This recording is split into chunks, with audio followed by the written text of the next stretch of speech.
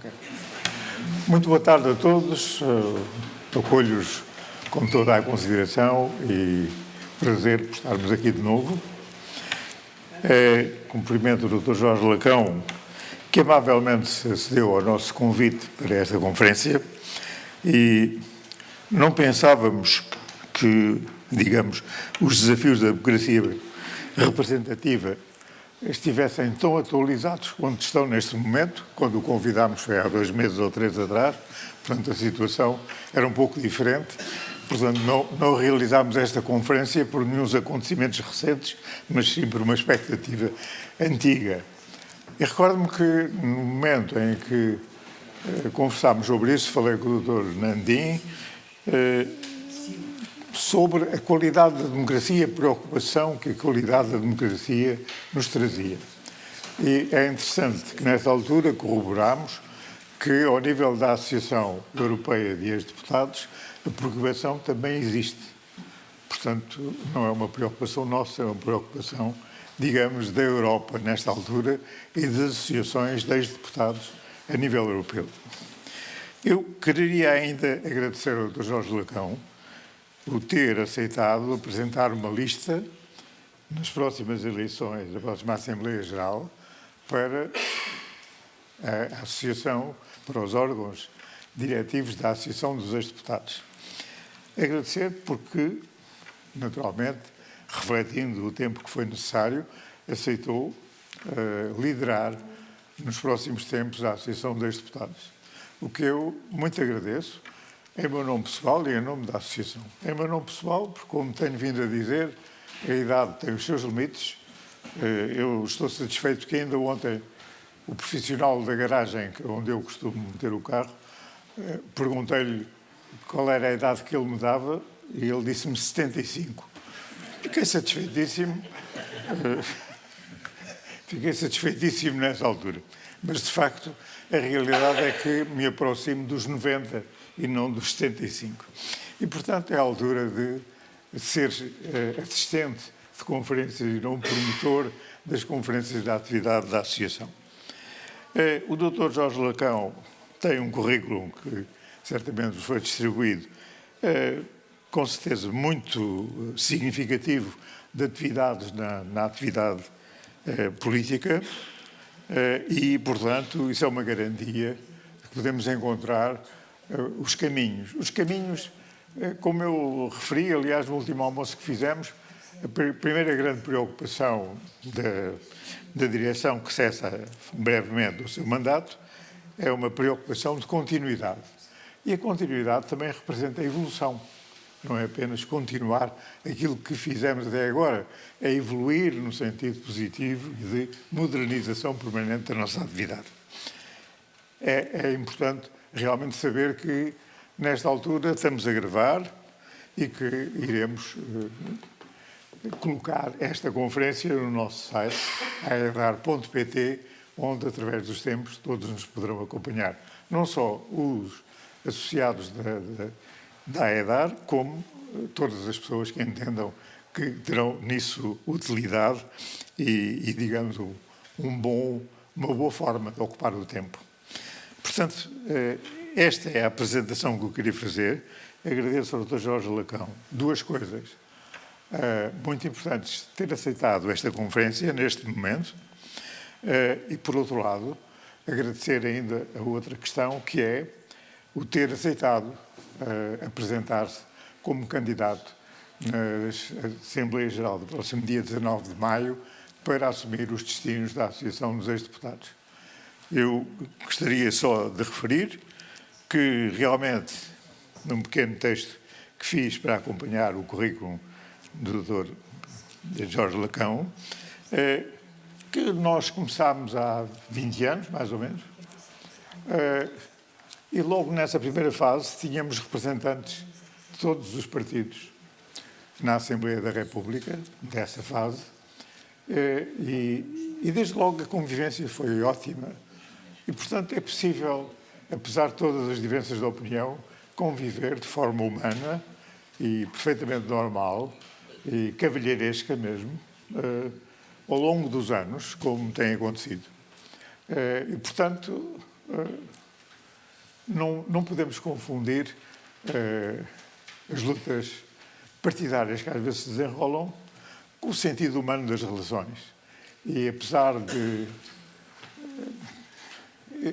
Eu citaria este exemplo, que tenho citado várias vezes, mas é um pouco, como é dizer, anedótico, mas tem a sua graça, porque na primeira fase não tínhamos ainda forma de nos juntarmos na própria Assembleia da República e reunimos num escritório que eu ocupava na Avenida da República.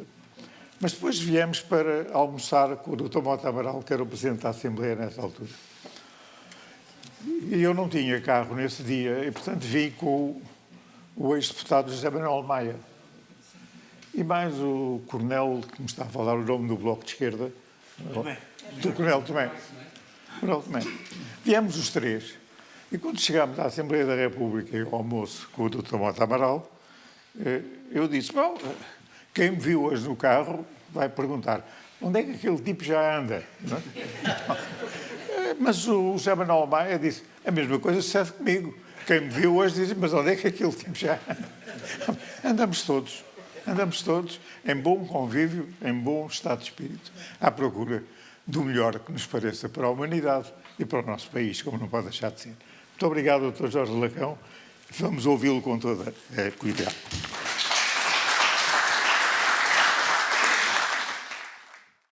Ora, então, muito boa tarde a todas e a todos.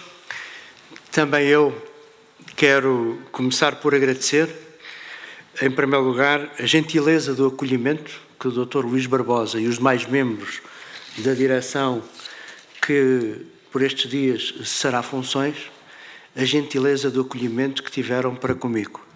Devo dizer que ao chegar, digamos, a um convívio mais próximo com os membros da atual direção e dos demais órgãos sociais, foi como me sentisse em família num convívio que já viesse de trás, e esse clima, que é um clima excelente, é aquele que eu procurarei honrar e procurarei naturalmente desenvolver. A continuidade da associação faz-se através da continuidade dos membros que a informam e nós procuraremos sempre que o testemunho que recebemos um dia também o possamos transmitir em condições adequadas. A associação, como o Dr. Luís Barbosa referiu, tem esta singularidade bem importante, que é a de poder permitir a convivência no seu seio de antigos parlamentares que tiveram até, em momentos de vida política ativa, as suas naturais diferenças e até, provavelmente, os seus frontais combates políticos. E nada disso impede, até pelo contrário, aproxima o reconhecimento, o respeito e até a amizade entre as pessoas. E isso é muito importante salientar numa associação com estas características. Eu sinto-me por isso também satisfeito por ter podido apresentar uma lista que, entre alguns que aceitaram e me deram esse gosto continuar para um mandato futuro, outros que vêm agora de novo, mas podendo juntar nessas listas membros de todos os quadrantes político-partidários, que evidentemente não estão nas listas em representação político-partidária, mas que sinalizam essa pluralidade que a associação exprime e é, mais uma vez, essa cultura da associação que eu me procurarei, com a ajuda de todos e com a colaboração de todos, quer apoiar, quer também ajudar a incrementar. E dito isto, se me permitem, também, já agora, uma palavra de vida que é merecida. Temos aqui convidados de alguns países, nossos irmãos dos PALOP, aqui muito por via do Dr. Luís Landino Carvalho, que desempenha também na associação, digamos, o pelouro das relações internacionais da associação, ex-deputados como Arnaldo Andrade, de Cabo Verde, e, porventura, alguns outros poderão ainda chegar, veremos, Em todo o caso, também lhes quero dar esta saudação e a nossa satisfação pelos termos connosco. E vamos então às reflexões sobre o tema proposto, os desafios da democracia representativa. Eu quero sublinhar, como o Dr. Luís Barbosa fez, que quando pensei na estrutura e no conteúdo desta intervenção, estavam longe de acontecer as peripécias mais recentes. E por isso direi a abrir que, como às vezes vemos em certos filmes, qualquer coincidência com a realidade é pura coincidência. E dito isto, ocorre-me ainda lembrar aqui o pensamento de um filósofo bastante importante do século passado, Karl Popper, que gostava de fazer um aviso, o género do aviso à navegação, que era o seguinte: considerava ele que o primeiro dever de um intelectual é estar calado enquanto não tiver a certeza completa daquilo que quer dizer. Porque o ruído já há muito e contribuir para o ruído não é propriamente aquilo que faz o mérito do pensamento de quem se pode prezar de poder ter algum pensamento para transmitir. Eu tentarei não contribuir para o ruído, mas para podermos fazer alguma reflexão. E essa reflexão, talvez na estrutura desta comunicação, que padece de um defeito, eu não sei escrever pouco, acabei por escrever demais, talvez se divida em duas partes, uma que tem um sentido mais, digamos, de peregrinação histórica e outra um sentido mais de radiografia relativamente ao próprio funcionamento do nosso sistema político enquanto sistema político. Portanto, numa abordagem institucional mais direta.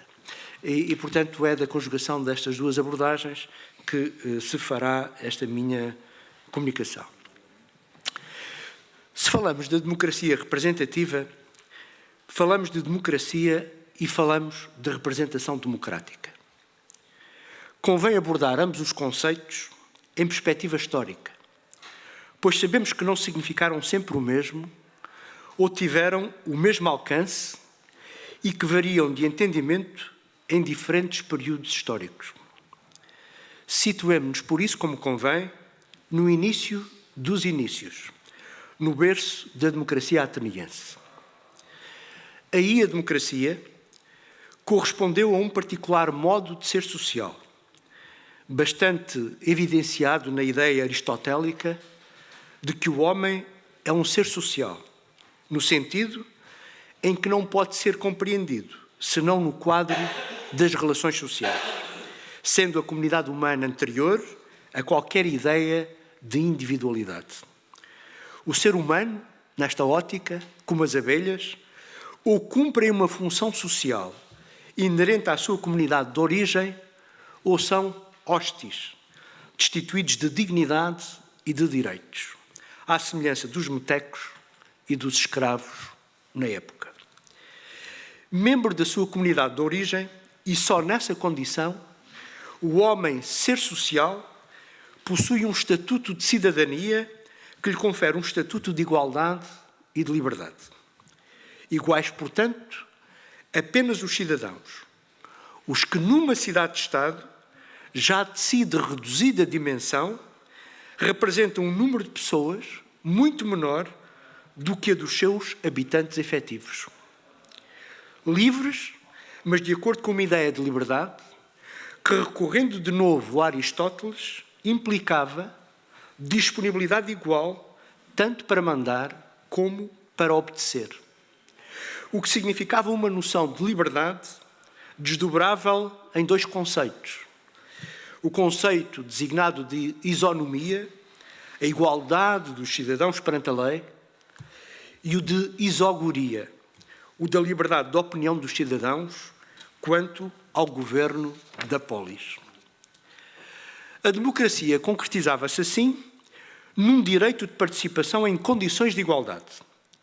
A participação em coletivo na ágora, a praça pública. Mas uma vez tomadas as decisões, elas impunham-se a todos, sem lugar a desobediências ou a qualquer procedimento de proteção individual face às decisões coletivas. Estamos perante uma prática de democracia participativa na modalidade de democracia direta e com governantes empossados como executores temporários das decisões gerais, que estritamente se vinculavam a cumprir.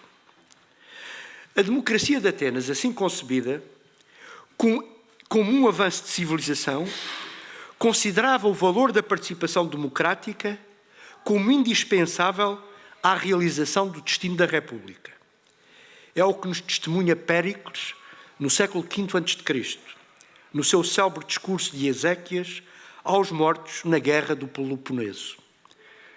Nós, dizia ele, consideramos o cidadão que se mostra estranho ou indiferente à política como um inútil à sociedade e à República.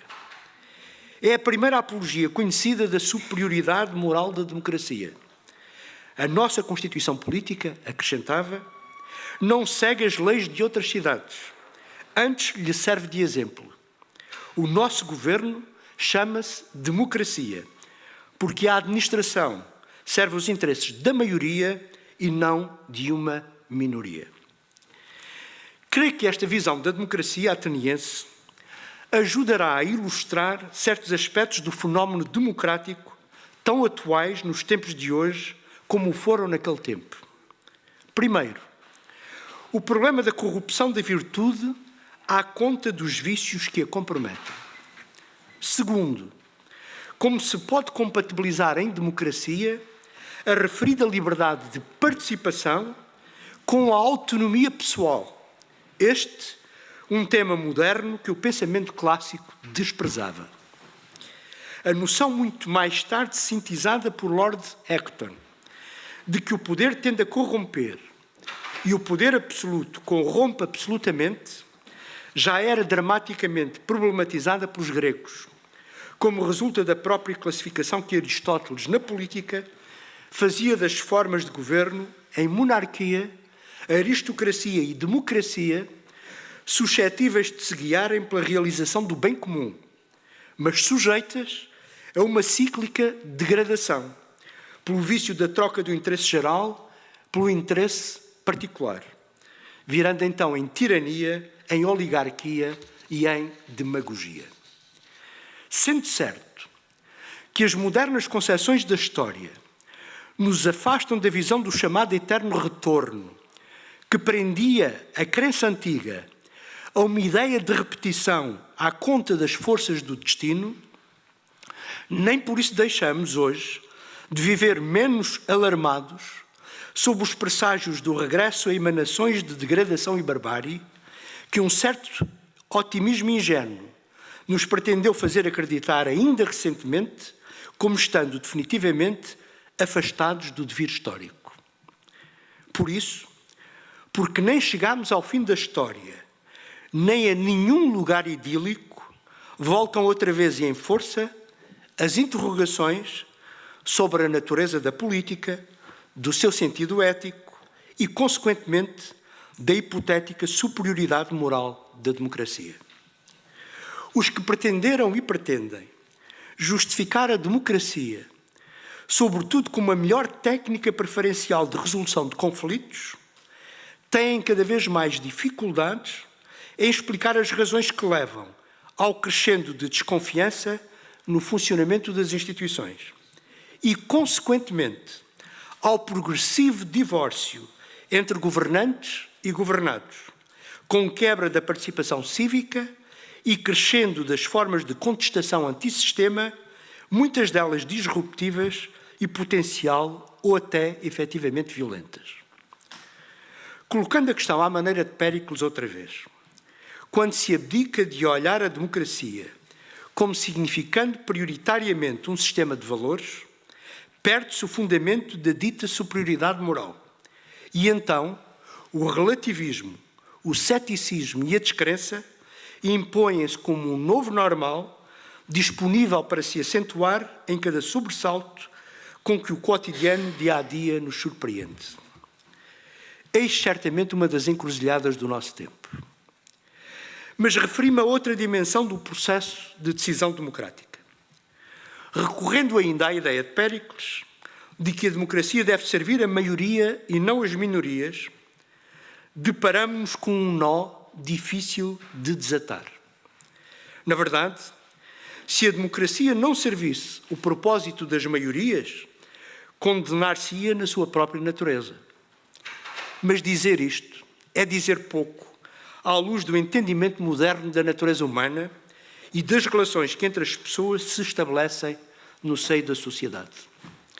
É que se para os antigos, como vimos, a ideia de comunidade precedia a ideia de individualidade, posteriormente, e seguramente após o advento do cristianismo, é o ser individual que assume uma dignidade própria e precede ontologicamente a formação da sociedade.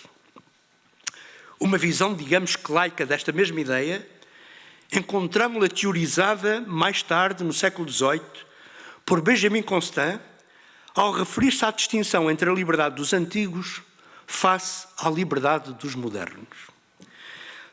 Como explicava lapidarmente o autor, a liberdade dos modernos é o triunfo da individualidade, tanto sobre a autoridade dos que desejam governar pelo despotismo, como sobre as massas que reclamam o direito de escravizar a minoria à maioria.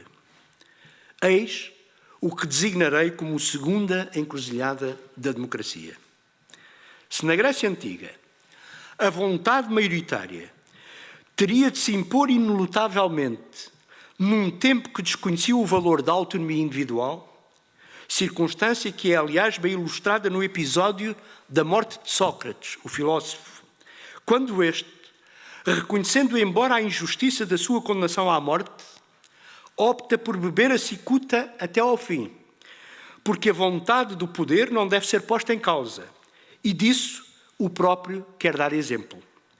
Séculos mais tarde, o paradigma vai mudar para uma ideia liberal de poder que deve, antes do mais, respeitar os direitos individuais. Assim se estabelece a dicotomia entre o chamado status negativos, dos direitos negativos, conceito que caracteriza uma esfera de autonomia da pessoa face ao Estado e que limita este nas suas prerrogativas de atuação, e o chamado status positivos, dos direitos positivos, identificando já as referidas prerrogativas de intervenção na vida pública por parte do cidadão ativo. É na interseção destes dois aspectos, tão bem captados por Benjamin Constant, que ao longo dos tempos emergiram doutrinas e factos que, embora evidenciando enormes diferenças de justificação e de concretização, procuraram explicar os fundamentos da legitimidade do poder. É, pois, sob este ângulo de observação que coloco uma terceira questão relativa à democracia, a dos fundamentos da sua legitimidade. Para a democracia direta, do tipo ateniense, a legitimidade estabelecida na ágora implicava que os executores se mantivessem fiéis no cumprimento das deliberações tomadas. O seu mandato era de natureza vinculativa. Representantes vinculativas da vontade soberana pretenderam ser também os detentores do poder temporal ao longo do período das monarquias legitimadas por direito divino, com a diferença de que a soberania não residia no povo, mas resultava dessa vontade superior. Ou, na história do Ocidente Europeu, por intermediação papal, com o difícil equilíbrio das duas espadas, a espada terrena e a espada celestial. Ou após o cisma protestante, pela predestinação direta dos ungidos de Deus. Mas nestes casos o povo, ou com mais precisão, as diversas categorias de súbditos, careciam de legitimidade originária para participar dos processos de decisão, e a democracia era conceito completamente esquecido. Conceito que, todavia, viria a renascer através das doutrinas contratualistas do iluminismo, na conjugação, muitas vezes conflitual, das concepções jusnaturalistas ou do direito natural e jusracionalistas ou do direito segundo a lei da razão. As representações do poder já só se poderiam compreender por efeito do contrato social, como sua fonte de legitimidade. Nos casos, para justificar Estados autoritários, noutros, Estados liberais. No primeiro caso, é célebre a contribuição do setecentista Thomas Hobbes, que no seu Leviatã, o Deus Mortal, e no rescaldo da Guerra Civil Inglesa, estabeleceu uma das mais pessimistas definições da condição humana, Homo lupus homini. Esta lei dos lobos, da guerra de todos contra todos em estado de natureza, conduziu Hobbes à concepção de um poder em que todos e cada um se despojam da sua liberdade originária como condição de segurança coletiva e, portanto, de sobrevivência em comunidade. Melhor fundamento dos Estados autoritários modernos não poderíamos encontrar. Já a posterior contribuição do pensamento contratualista de Jean-Jacques Rousseau, no seu Contrato Social, se apresenta muito mais ambígua, simultaneamente como grande fundamento da democracia moderna e, do mesmo passo, das suas versões iliberais, como diríamos hoje. Se, por um lado, aposta tudo no primado da vontade geral e assim fundamenta a soberania popular, por outro, escarnece o valor da representação dessa vontade. Diz ele, todos correm pela eleição para os seus grilhões, acreditando assegurar a sua liberdade. Diz-nos, classificando isso de pacto iníquo, o que resultaria de um acatamento do poder dos representantes, ainda que eleitos. Daí que a vontade geral só pudesse ser entendida como uma liberdade do corpo político, no seu conjunto, mas que nunca poderia resultar de uma soma das vontades individuais. Sabemos hoje como tal doutrina valeu e continua a valer sob diversas vestes, como proto-justificação das várias modalidades em que o poder se veste de uma vontade indivisível e que vão desde as experiências históricas das democracias populares às emanações do providencialismo messiânico das lideranças carismáticas. O que todas estas dimensões exibem, por agregado, é a recusa da importância da representação da vontade, do pluralismo político e da separação de poderes. Em síntese, o património essencial da democracia liberal. Valerá, por isso, a pena revisitar os fundamentos desta. Quando o inglês John Locke, na sequência da gloriosa Revolução de 1689, teorizou, em contraponto a Hobbes, que o homem é livre e igual e associa-se para a persecução do interesse comum, validava a ideia otimista de um contrato social justificado na garantia dos direitos naturais originários e na confiança de que o poder servia para garantir o seu exercício e não para o liquidar. Nascia aí a forma liberal do Estado moderno, que haveria de ser aperfeiçoada pelo justo racionalismo de Montesquieu, com a sua célebre teoria da separação de poderes. Pois, como já se aludiu, o poder corrompe e o poder absoluto corrompe absolutamente. Daí que as funções do Estado, legislativa, executiva e judicial, careçam de ser estruturadas de modo separado para garantir um pouvoir de statuer et d'empêcher, o conhecido sistema de pesos e contrapesos. O corolário destas duas abordagens encontramos-lo logo depois na Declaração dos Direitos do Homem, proclamado na Revolução Francesa de 1789, quando, no artigo 16º dessa declaração, se proclama que qualquer sociedade em que não esteja assegurada a garantia dos direitos, nem estabelecida a separação de poderes, não tem Constituição. Ou seja, mesmo que a tenha em sentido formal, não a terá em sentido material. Será meramente nominal ou semântica, como teorizarão depois os constitucionalistas do Estado de Direito. A história teria, no entanto, de dar ainda muitas voltas até à possibilidade de falarmos do liberalismo político como uma genuína manifestação de Estado democrático. Faltava-lhe, desde logo, a universalidade com relação à dimensão do pacto social. Logo no eclodir da Revolução Francesa, um dos seus pensadores e ativo protagonista, Sieyès, doutrinava uma ideia de representação do povo equiparada à configuração social do que chamava a classe produtiva, ou seja, a burguesia. Num quadro mais tranquilo, a mesma ideia dominava em Inglaterra, conduzindo, num lado e noutro, às fórmulas de representação censitária e capacitária. No pacto social para a formação do corpo político não entravam trabalhadores dependentes, os sans-culottes, os não possidentes de rendimento suficiente para, em tese, garantirem a independência das suas opções. Não entravam as mulheres, moldadas pela natureza para a vida doméstica e não para a vida pública. Não entravam os iletrados, não entravam os indivíduos de etnia diversa, ou seja, tudo visto, não entrava a maioria sociológica da população.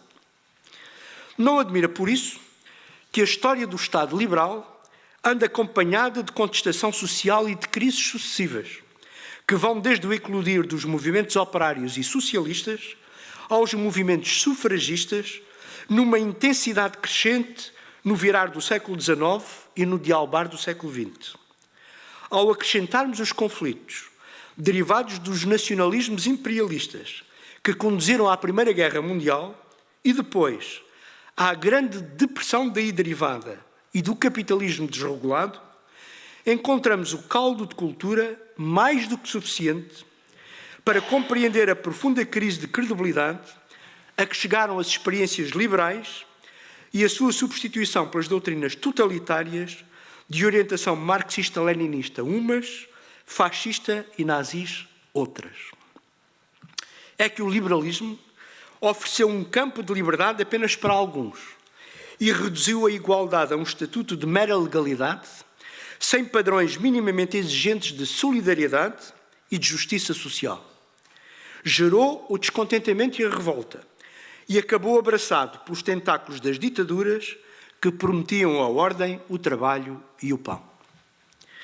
Do ensinamento histórico, para os que não se recusam a aprender com ela, sobra a ideia de que a democracia não vive sem a liberdade, nem subsiste sem a igualdade. Aquela traduz-se num acervo de direitos e garantias, cuja matriz fundamental se exprime nas liberdades de pensamento, expressão, reunião e manifestação, a par do direito a eleger os governantes e a ser eleito ou designado para os cargos públicos. Esta assume um critério de justiça social, que para uns implica a socialização dos principais meios de produção, como condição do fim da exploração dos proprietários sobre a força de trabalho, e para outros significa igualdade de oportunidades num quadro redistributivo da riqueza produzida. A convergência das ideias liberais que se universalizaram e dos programas sociais que ao longo do tempo visaram uma sociedade mais justa permitiram, como sabemos, engendrar, ao menos no espaço europeu, o que hoje designamos de Estado Social de Direito. Não sem que, mais uma vez, em perspectiva histórica, tomemos boa nota de que, como tantas vezes se afirma, as reformas raramente vêm de cima sem ser arduamente exigidas por baixo. Escrevia, em 1832, o totalmente insuspeito de ideias socialistas Alexis de Tocqueville a propósito da situação em Inglaterra. E cito: a aristocracia inglesa é provavelmente a mais liberal que jamais existiu e nenhum grupo de homens forneceu ininterruptamente tantos indivíduos dignos e esclarecidos para o governo de um país. Não se pode deixar de observar, no entanto, que na legislação inglesa os interesses dos pobres foram muitas vezes sacrificados com vantagem para os ricos e os direitos da maioria preteridos frente aos privilégios de alguns. O resultado, acrescentava, é que a Inglaterra alia presentemente no seio da sua sociedade os extremos da boa e da má fortuna e as misérias e privações dos pobres são praticamente iguais ao poder e à fama do país. A sorte, se lhe podemos chamar assim, da sociedade inglesa é que introduziu vagas sucessivas de reformas sociais na sequência do reconhecimento do direito de voto às classes trabalhadoras a partir de 1867. E talvez esteja aí uma explicação fundamental para a continuidade do regime democrático inglês para além de todas as tempestades da história. Reformas essas que, como sabemos, só germinaram muito tempo depois noutros lugares e, sobretudo, após o fim da Segunda Guerra Mundial e do impacto devastador dos totalitarismos. O que mudou depois, na segunda metade do século XX, teve tudo a ver com a experiência radical do homem na sua descida aos infernos. Teve a ver com a tomada de consciência de que nem ideias de raça, de nacionalidade, de classe, de crença ou de condição poderiam continuar a servir de suporte à legitimação do poder. E que este só poderia ser aceite na base de um pressuposto aceite realmente por todos, o do respeito e garantia da elementar dignidade da pessoa humana. Para além de todas as ideologias, reapareceram em convergência os fundamentos do justnaturalismo e do justracionalismo, emblematicamente vertidos na Declaração Universal dos Direitos do Homem, direitos humanos, como hoje lhe chamamos. Essa admirável Carta de Direitos, que encerra no seu artigo 1º o maior adquirido civilizacional do nosso tempo, o reconhecimento de que todos os seres humanos nascem livres e iguais em dignidade e direitos. À luz da Declaração, a política voltou a ser compreendida como um capítulo da moral e a democracia entendida como a sua manifestação incontornável. Os princípios da moral kantiana, vertidos em outros tantos imperativos categóricos, com dimensão normativa, inspiraram não só a Declaração Universal de Direitos, como, entre outras, a Convenção Europeia do Conselho da Europa e, mais proximamente, no âmbito da União Europeia, a sua Carta de Direitos Fundamentais. Sobretudo, após a queda do Muro de Berlim e o fim da designada por Churchill Cortina de Ferro, parecia ter chegado o advento da paz perpétua, ao ponto de a generalização de um otimismo crescente ter levado muitos pensadores, como, emblematicamente, Francis Fukuyama, a diagnosticar ou a comportar-se como se estivesse a ocorrer o designado fim da história, entendida como o fim dos conflitos, pelo triunfo da democracia liberal e do mesmo passo das virtualidades do sistema capitalista. Já sabemos, como verdade amarga, que assim não foi. O capitalismo em versão desregulada e especulativa já engendrou suficientes crises, como a do subprime dos idos de 2008, de ameaça global à estabilidade económica e social das sociedades, que vão de episódio a episódio. O fenómeno da globalização já produziu disrupções de monta no sempre difícil equilíbrio da distribuição justa da riqueza e dos rendimentos. Os Estados nacionais já demonstraram, confessando ou não, como vêm sendo incapazes de enfrentar com êxito a emergência de maiores desigualdades entre as suas populações. E tornam-se dia a dia mais evidentes as novas ameaças provenientes das alterações climáticas, com os seus cortejos de pobreza e migrações forçadas. Recrudesce o medo perante a multiplicação das incertezas e crescem os focos latentes de violência civil para além das próprias guerras.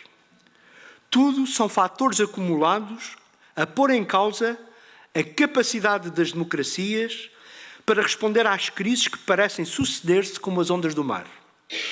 Tudo num espaço de 20 anos. Para muitos de nós, não é o Armagedão, mas na vida de muitos outros, bem que parece. Em simultâneo, a revolução tecnológica não para de operar transformações profundas e sucessivas no modo de vida das pessoas, com destaque para as relações de trabalho. A internet, os novos sistemas de comunicação e as redes sociais ajudam agora a configurar novas ágoras. Todos têm ao seu alcance a possibilidade de receber e produzir informação e emitir opinião em tempo real, sobre tudo e sobre nada. Perguntemo-nos, pois, o que impede os cidadãos de desenvolverem a convicção de que as suas opiniões é que deveriam impor-se em cada momento na condução da vida pública? A possibilidade de uma democracia de opinião, sustentada pelas novas tecnologias de comunicação, poderia permitir recuperar a velha prática da democracia direta, afinal aquela democracia participativa, tão exaltada por Péricles, mas que a história tinha circunscrito aos limites das cidades gregas por impossibilidade física do seu exercício em comunidades alargadas.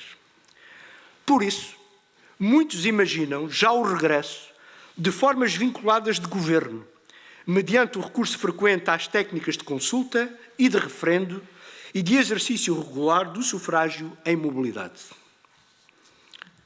Todavia, há pouco mais de 10 anos, a série de mudanças políticas ocorridas nos países do norte da África, conhecidas como a Primavera Árabe, para citar apenas um exemplo, demonstraram as elevadíssimas potencialidades das redes sociais em gerar movimentos participativos fortemente disruptivos dos poderes instalados.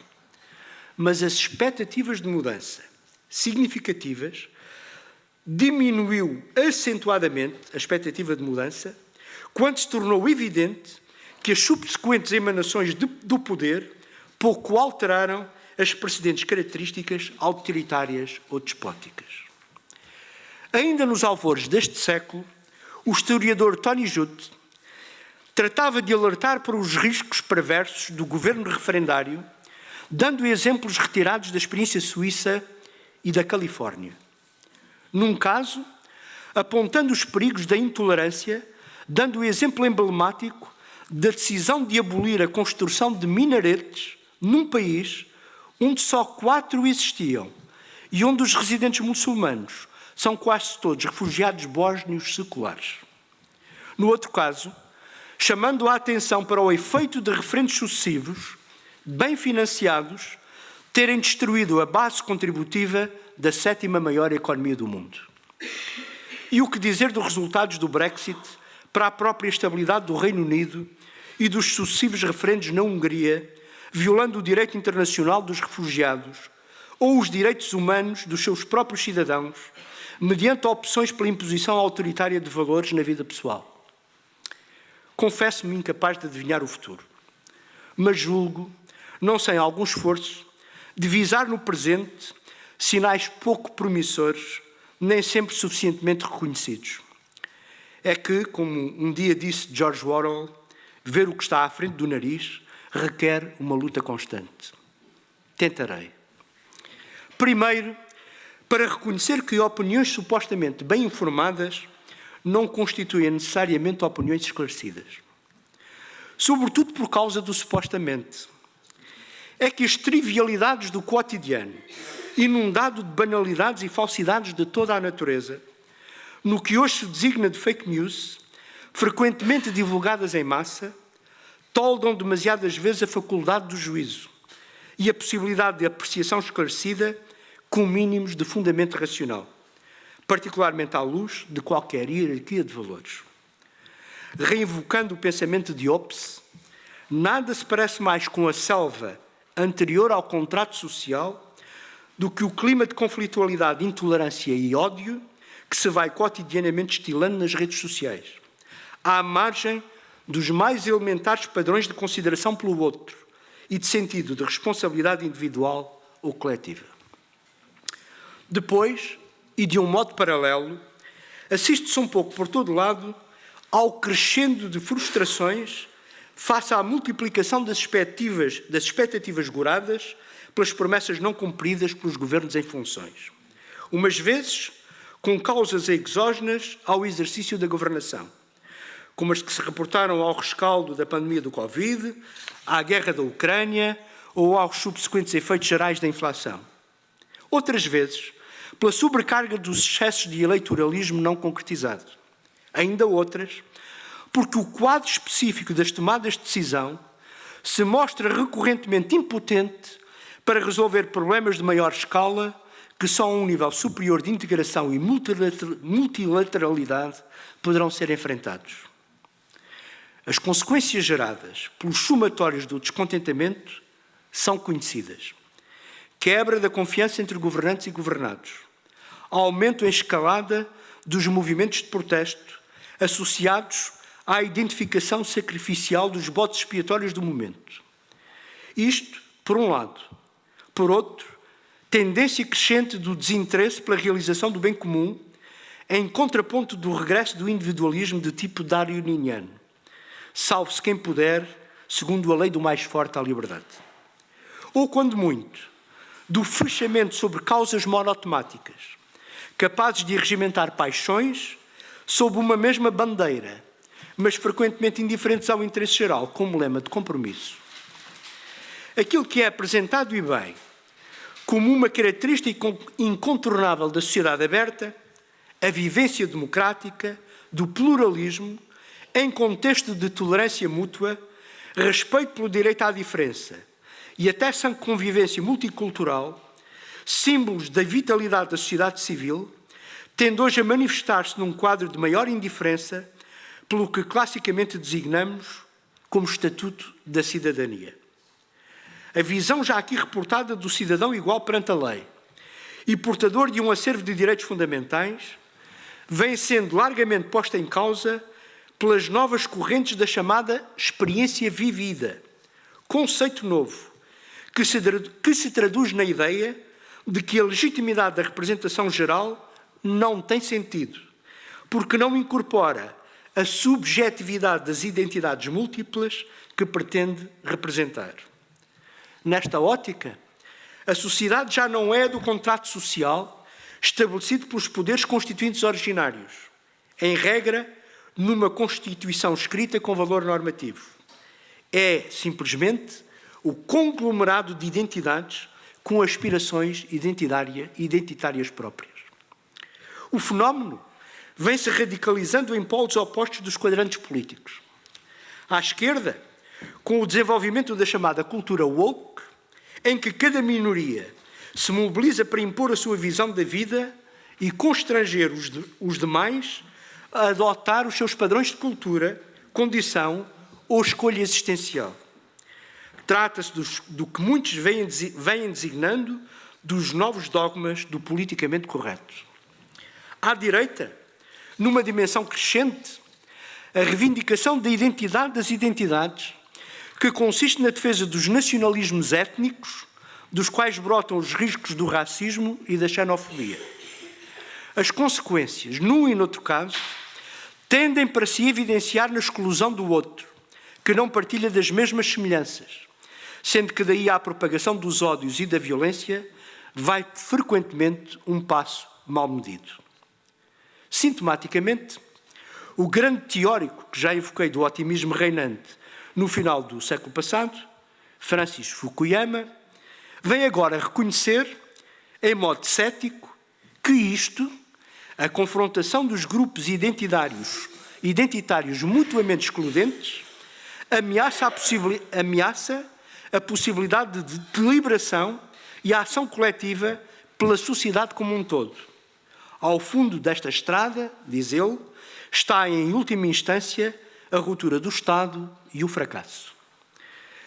Para os que, como eu, se formaram na crença do valor da palavra e do diálogo à maneira de Habermas, olhando a democracia como o espaço público do debate entre semelhantes, que se reconhecem na busca da razão, este tempo que muitos designam como a era da pós-verdade, onde os relativismos das percepções e das emoções subjetivas contam mais que as demonstrações de validade, este tempo que vivemos parece encerrar o fim de um ciclo para além do qual tudo se afigura nebuloso e de compreensão impossível. Se acreditássemos no mito do eterno retorno, poderíamos até admitir que retornámos a uma das fases degradadas da virtude, em que se perdeu o valor da democracia justificado pela persecução do bem comum, e que a demagogia, com toda a sua corte de corruptelas, tomou conta do destino próximo do sistema político, dos sistemas políticos baseados no primado de uma vontade popular à deriva. Provavelmente, entenderão uns, devido aos excessos voluntaristas e descontrolados dessa vontade.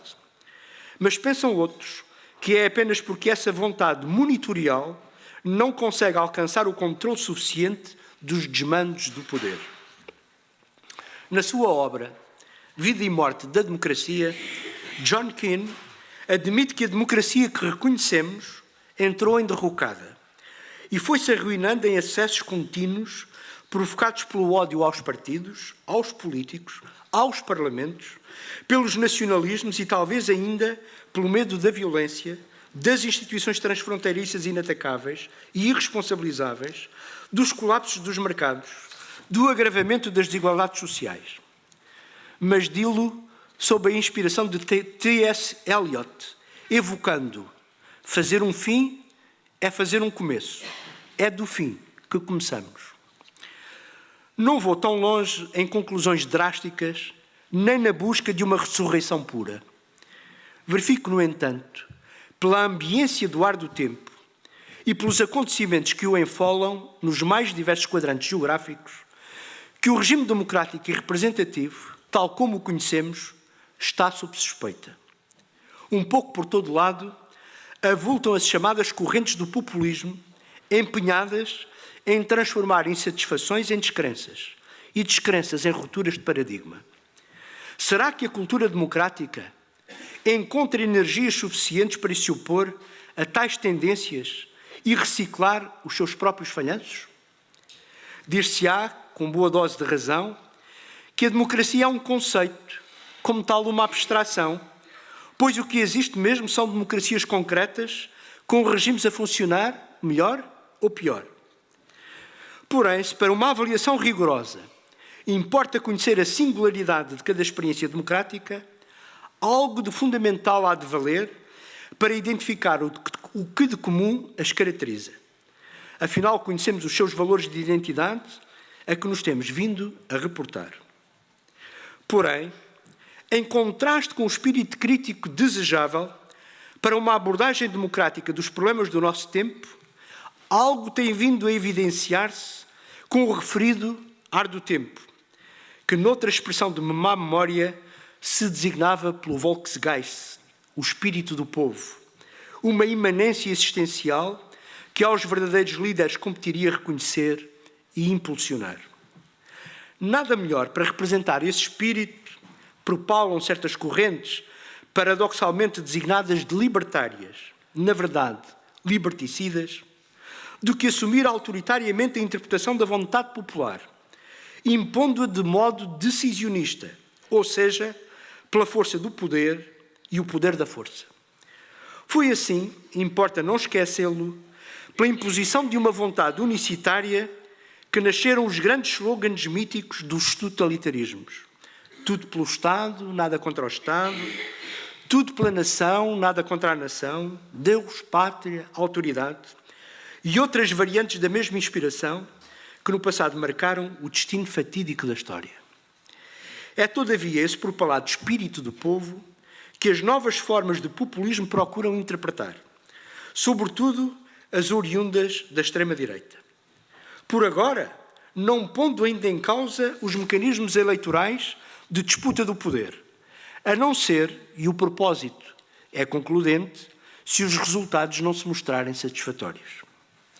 No entretanto, arvora uma retórica baseada na figuração de uma prática de poder de qualidade nova, que dizem, sem explicar, se identificará com as genuínas aspirações populares.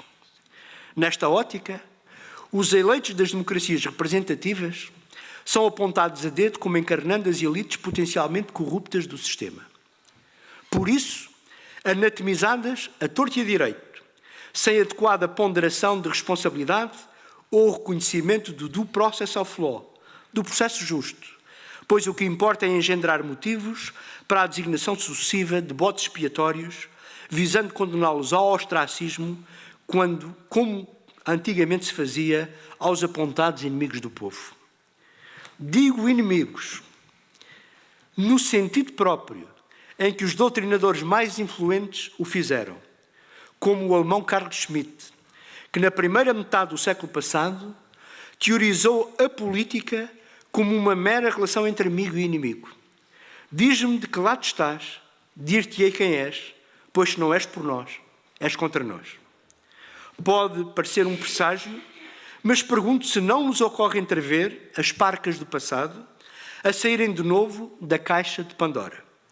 Perante os diversos cenários de radicalização à nossa volta, os procedimentos da democracia afiguram-se não poucas vezes já só como um conjunto de desarticulados expedientes técnicos para justificar na praça pública os ajustes de contas. Pergunta-se como reagir. Provavelmente cada um de nós considerará que num contexto de escolhas manicaístas não nos resta muito mais do que escolher o campo da nossa preferência e, bem intencionados, esperar que daí resulte o benefício geral ou, pelo menos, o mal menor. Mas se o inconformismo ainda nos arrebatar para a defesa da democracia como ideal de vida coletiva, será certamente preciso fazer mais.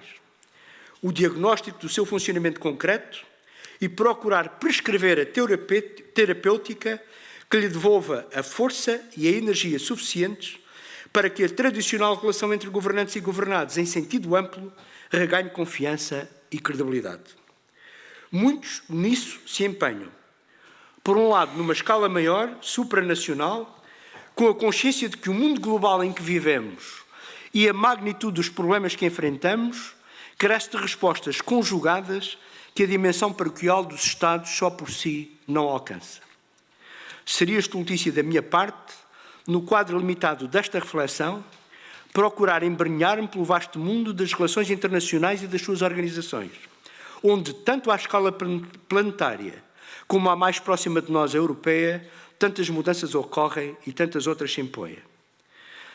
Por isso, para a fase do diálogo, porque a minha intervenção vai demasiado longa, deixo alguns tópicos para a continuidade possível da conversa entre nós. E esses tópicos seriam aqueles que mais poderiam permitir uma radiografia sobre o funcionamento do nosso próprio sistema político. São eles a apreciação dos processos de legitimação eleitoral, o sistema de governo, a autoridade do Estado e dos entes públicos, as garantias de participação e de transparência nas decisões e a relevância da cidadania. Se tiver ocasião, falarei ainda convosco alguma coisa sobre estas temáticas. Muito obrigado por me terem ouvido.